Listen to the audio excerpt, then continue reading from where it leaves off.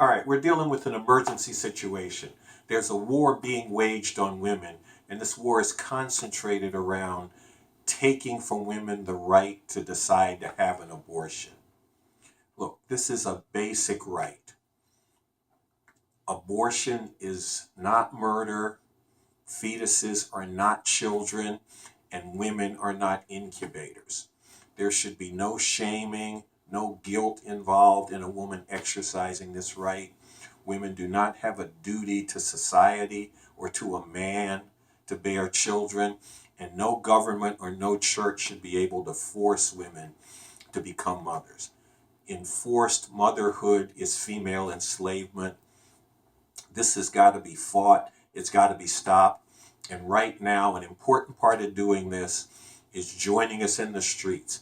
In Washington, D.C. on January 22nd and in San Francisco on January 23rd, to stand up for abortion rights and to say no to this war on women.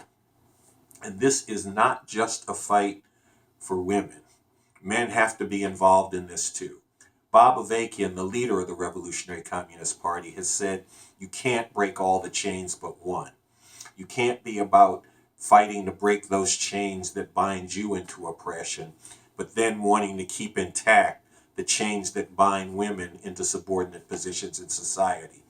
You got to be fighting to break all of the chains of oppression. And let me tell you something else about Bob Avakian. He's figured the way to end all of the horrors this system enforces on people here and around the world through revolution.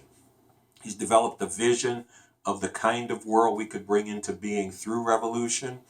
He's developed a strategy for making that revolution and a method and approach for leading the process of building up to that revolution. And everybody who wants to get free, who wants to see all these horrors ended, need to get with the movement for revolution that Bob Avakian is leading, and they need to dig into the work that he's done to develop the approach and understanding of how to make revolution.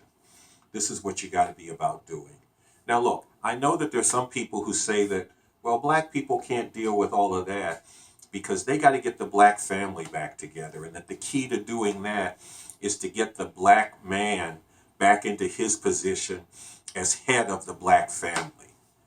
This is really not about liberation, brothers and sisters. I even heard an old fool call for 10,000 warriors who will all be men to come forward and fight for freedom, and then that there should be 10,000 women who would do the cooking, the cleaning, and raising the children for these warriors. In other words, 10,000 domestic slaves. This has nothing to do with liberation. This is slave master talk being brought forward here. People also say, well, the youth need male role models. No, they don't.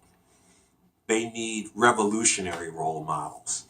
Women and men standing together and fighting together against all the hell that this system is bringing down on people. The youth need that, and frankly, the older people need that too, and we all, old and young, need to join in doing just that. Fighting against this hell that the system is bringing down and becoming emancipators of humanity, fighting to end every form of exploitation and oppression that people are up against today. Look, that's what's needed, and I want to leave you with two things.